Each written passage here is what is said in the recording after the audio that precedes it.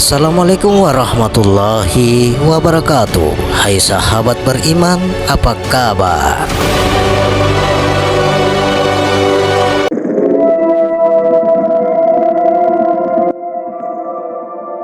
Siapakah aku? Aku adalah yang sebenar-benarnya diri sejati. Aku adalah ruhullah yang datangnya dari Zatullah, menyatakan akan wujudullah. Akulah yang dinamakan Amr Robbi, yaitu urusan Tuhan. Sahabat beriman yang dirahmati oleh Allah Subhanahu wa Ta'ala, kali ini kami akan membuka aku adalah diri yang sebenar-benarnya diri. Aku yang hidup datangnya dari yang maha hidup, yang bersifat gaib, yang datang dari yang maha gaib. Kalau Zatul Haq ingin menyatakan akan dirinya, maka dia Zatul Haq mentajallikan akan nurnya yang dinamakan kini Rohullah atau aku. Kini akulah yang nyata dan aku merupakan sifatnya. Sebagaimana firman-Nya, kulli rohi min amri Robbi, setiap ruh itu adalah urusanku. Ramai yang mencari aku, namun jarang yang ketemu. Ini karena aku berada jauh di dalam rasa, yaitu di dalam rasa yang mendalam. Di manakah aku berada? Tentunya pada badan, yaitu di dalam badan diri. Kalau ada yang mau mencari aku, maka katakanlah aku ada tetapi tiada, aku tiada tetapi ada. Ada apa hakikat namun tiada pada rupa? Aku yang tidak berupa merupakan sumber atau daya kudratullah yang hidup lagi menghidupkan, karena aku adalah hayatullah yang berasal dari Zatullah. Bila kita membicarakan ilmu mengenal diri, tentu ramai dari kita yang akan menyangkal bahwa yang akan dibicarakan ialah diri yang kelihatan, yaitu jasad kasar kita ini atau yang dikenal dengan panggilan badan. Tapi sebenarnya tidak. Diri yang dimaksud itu ialah diri sebenarnya diri yang duduknya di dalam jasad atau badan kasar kita ini. Untuk itu kita haruslah memahami yang mana jasmani dan yang mana rohani, yang mana diri terdiri dari diri terperi, yang mana jiwa dan yang mana raga, dan yang selalu jadi sebutan orang, yang itu yang mana zahir dan yang mana batin. Kita harus paham perbedaan dua kata ini sebelum kita lafazkannya. Jasmani tentunya berbeda dengan rohani, jiwa berbeda dengan raga, dan pastinya zahir berbeda dari batin. Jika tidak, mengapa ada dua perkataan tersebut yang senantiasa menjadi sebutan kita? Kita semua tahu dan selalu menyebut akan kalimat ini. Tapi tahukah kita berbeda antara keduanya? Perbedaan inilah yang ramai antara kita tidak dapat menerangkan dengan jelas, apalagi untuk dapat merasakan perbedaannya. Kebanyakan dari kita beranggapan bahwa jasad kasar kita ini atau badan kita inilah dipanggil diri dan dapat hidup sendiri-sendiri. Tetapi sebenarnya jasad atau badan kasar kita ini yang kita juga perindahkan ini sebenarnya ialah benda mati yang tidak dapat berbuat apa-apa jika tidak ada penghidupnya yang duduknya di dalam jasad itu sendiri. Penghidup inilah yang dipanggil diri sebenarnya diri yang berdiri dengan sendiri dan wujud apabila ruh memasuki jasad. Oleh itu, fahamlah kita bahwa diri sebenarnya diri wujud sesudah ruh berada di dalam jasad.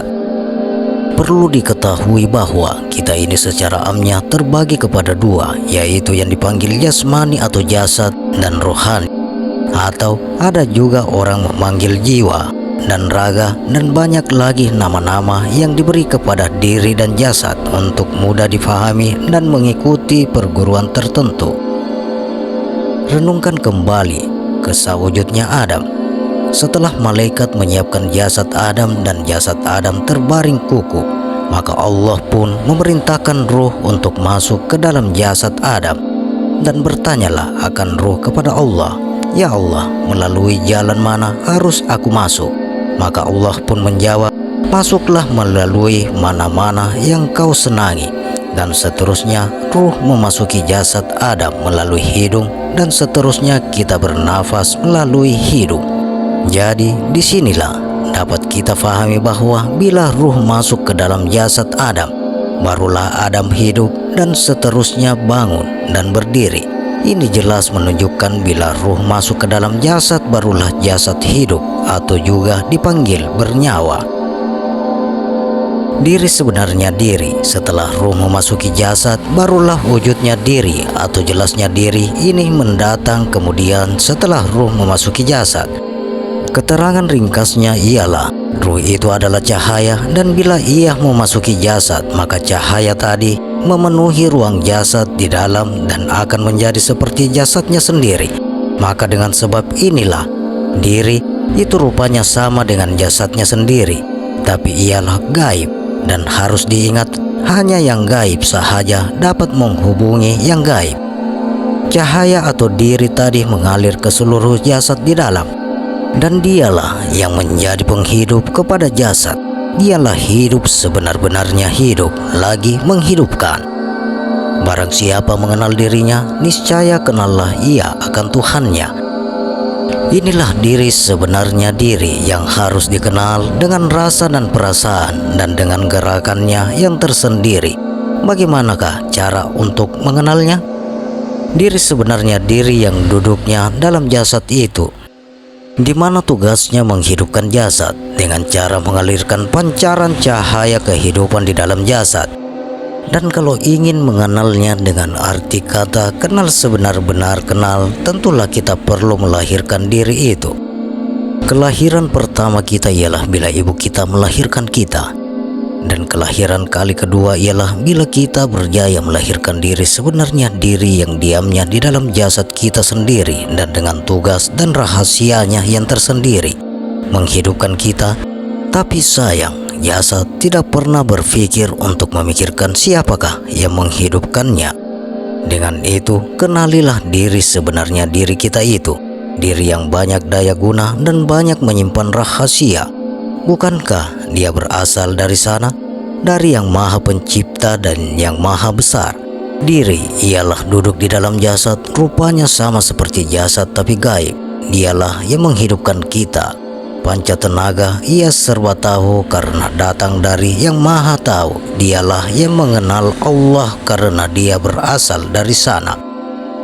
Inilah sebenarnya kehidupan kita yang hidup di dalam jasad.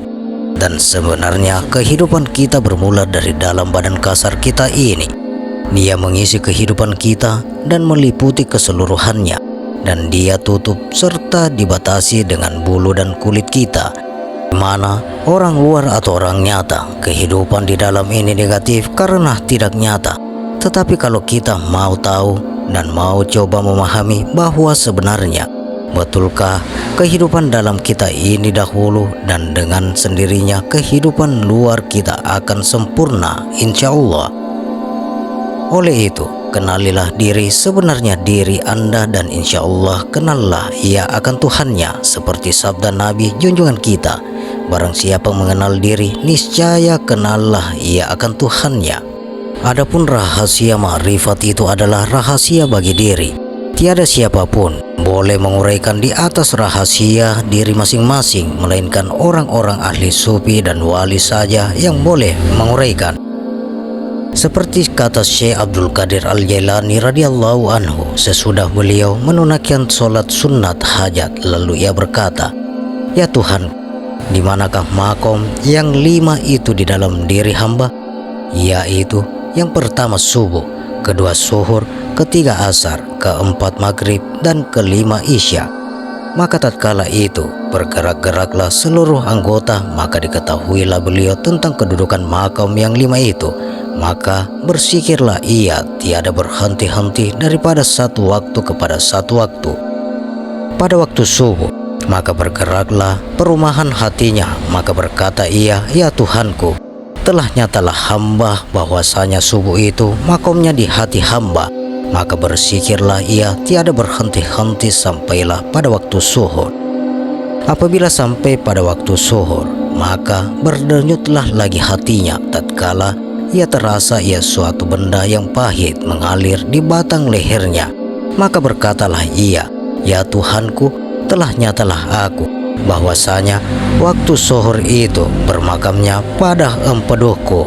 Maka bersikirlah ia tiada berhenti-henti sampailah ia pada waktu asar.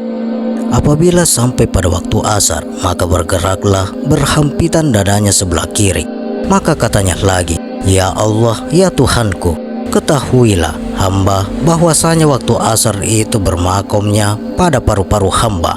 Maka bersikirlah lagi ia sampailah pada waktu maghrib, tiada ia berhenti-henti. Setelah sampai pada waktu maghrib, berdenyut-denyutlah di dalam dadanya. Setelah diperhatikan denyutan itu, maka ia berkata lagi, "Ya Allah, ya Tuhanku, telah nyatalah hamba bahwasanya waktu maghrib itu bermakom pada jantung hamba." Maka bersikirlah ia daripada maghrib sampai ia pada waktu isya. Setelah sampai pada waktu isya, maka berdenyut-denyutlah dadanya di sebelah kanan. Tatkala itu, maka nyatalah ia waktu isya itu pada limpahnya. Maka bersyukurlah ia ke hadrat Allah Ta'ala. Katanya, "Ya Allah, ya Tuhanku, dengan karenamu aku mengetahui akan segala-galanya." Maka bersikirlah ia tiada berhenti-henti sehingga sampai pada waktu subuh. Maka kedengaranlah pada telinganya, "Ya Abdul Qadir," di dalam 5 waktu itu bahwasanya terhimpun ia di dalam waktu subuh. Maka telah nyata kedudukan makom 5 waktu itu pada diri kita. Oleh itu tiada boleh dinafitkan tiap-tiap sesuatu itu. Bukannya kehendak ilmu yang luas, tiada suatu pun yang boleh mengisbatkan kepada kita. Hanya pada diri kita saja yang boleh menandakan suatu itu di alam ini.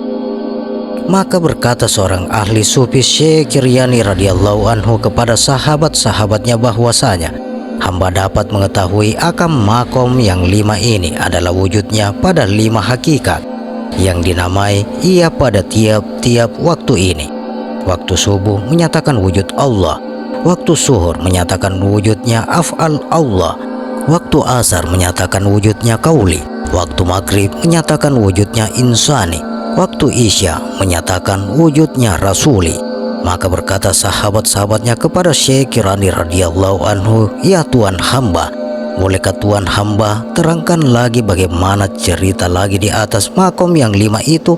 Karena tidak sekali-kali hamba memahami dengan kata-kata Tuhan hamba itu." Maka berkatalah Syekh Kiryani radhiyallahu anhu kepada sahabatnya, "Ya sahabatku, titiklah keadaan dirimu senyata dahulu agar kamu dapat ketahui akan makom yang 5 itu. Adapun tatkala asalnya makom yang 5 waktu itu diambil daripada cerita baginda Sayyidina Ali karamullah wajahu, tertulis di dalam kitab yang bernama Darul Ulum Aden, bahwasanya datang seorang hamba Allah menghadap baginda Sayyidina Ali karamullah wajah dengan berkata, "Ya Khalifah Amirul Mukminin, kenapa waktu subuh itu tidak disematkan 5 rakaat tiap-tiap waktu?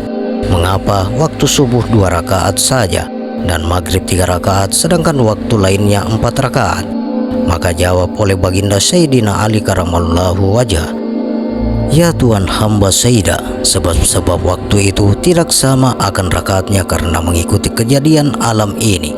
Tiada ia dijadikan oleh Tuhan dengan serentak, melainkan dengan berperingkat-peringkat.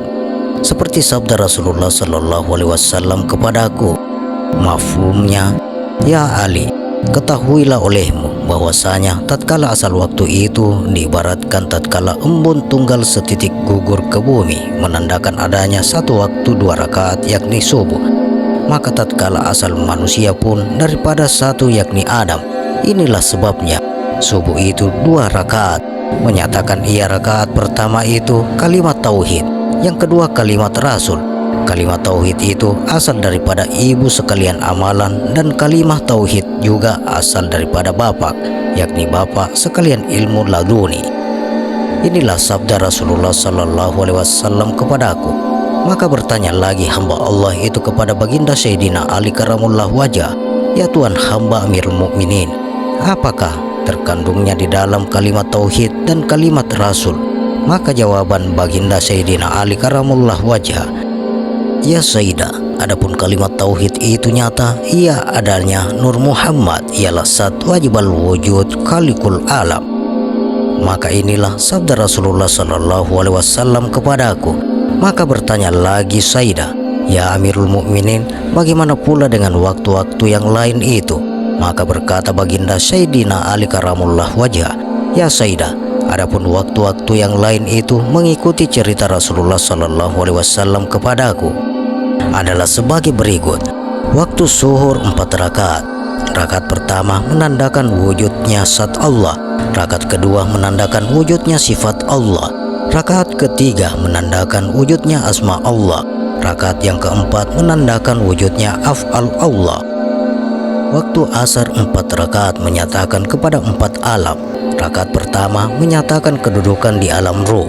Rakaat kedua menyatakan kedudukan di alam midhal. Rakaat ketiga menyatakan kedudukan di alam ajsam. Rakaat keempat menyatakan kedudukan di alam insan. Waktu maghrib 3 rakaat menyatakan kepada 3 diri. Rakaat pertama menyatakan hal keadaan diri asali. Rakaat kedua menyatakan hal keadaan diri terperi. Rakaat ketiga menyatakan hal keadaan diri terdiri. Waktu isya 4 rakaat menandakan 4 nama bagi dirinya yang batin. Rakaat pertama menyatakan sifat wujud, mengatakan zat Allah. Rakaat kedua menyatakan bersifat ilmu, mengetahui akan sifat Allah.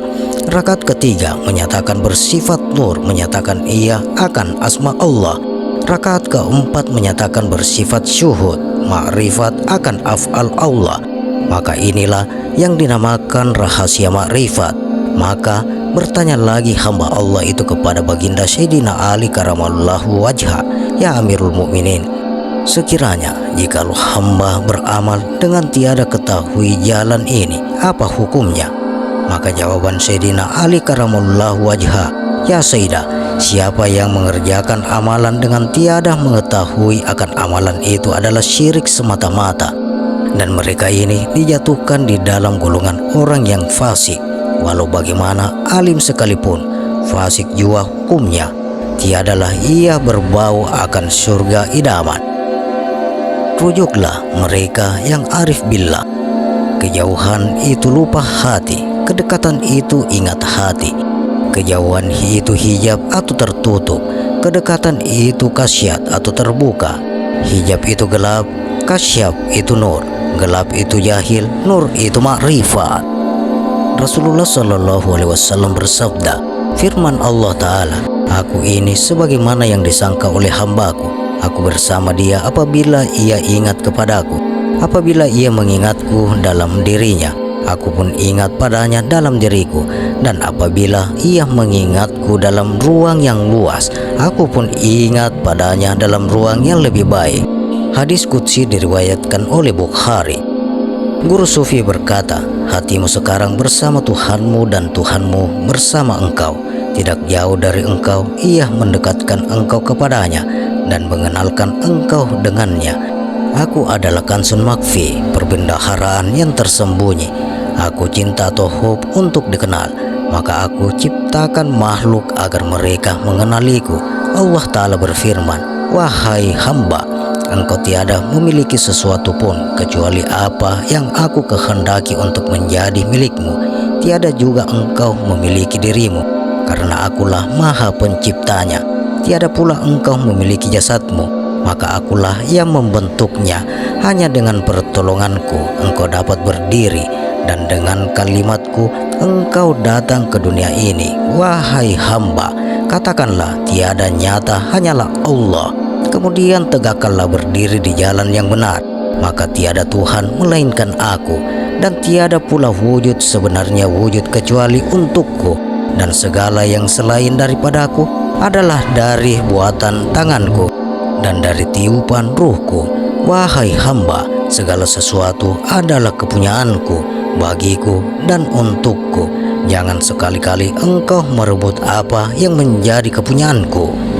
Kembalikan segala sesuatu kepadaku, niscaya akan kubuahkan pengembalianmu dengan tanganku, dan kutambah padanya dengan kemurahanku. Serahkan segala sesuatu kepadaku, niscaya kuselamatkan engkau dari segala sesuatu. Ketahuilah bahwa hambaku yang terpercaya adalah yang mengembalikan segala yang selain kepadaku. Tengoklah dengan pandangan tajam kepadaku, bagaimana caraku melakukan pembagian. Niscaya engkau akan melihat pemberian dan penolakan merupakan dua bentuk yang diasmakan, agar dengan demikian engkau mengenal. Wahai hamba, sesungguhnya engkau telah melihat daku sebelum dunia terhampar, dan engkau mengenal siapa yang telah engkau lihat, dan kepadakulah engkau akan kembali. Kemudian aku ciptakan sesuatu untukmu, dan aku labuhkan tirai hijab atasmu, lalu engkau pun tertutup dengan tirai dirimu sendiri. Kemudian aku menghijab engkau dengan diri-diri yang lain, yang mana diri-diri yang lain itu menyeru kepadamu dan pada dirinya, dan menjadi penghijab daripadaku. Setelah semuanya itu, maka aku pun kembali menyata di balik semuanya itu, dan dari belakang semuanya itu kuperkenalkan akan diriku. Kukatakan kepadamu bahwasanya akulah Maha Pencipta, akulah yang menciptakan semuanya itu, dan bahwasanya aku menjadikan engkau khalifah atas semuanya itu. Dan ketahuilah bahwa kesemuanya itu adalah amanah pada sisimu, dan diharuskan kepada pengembalian amanah itu untuk mengembalikannya. Maka telitilah dirimu setelah engkau mempercayaiku. Sudahkah engkau mengembalikan segala sesuatu itu kepadaku? Dan sudahkah engkau memenuhi perjanjian yang telah engkau buat denganku?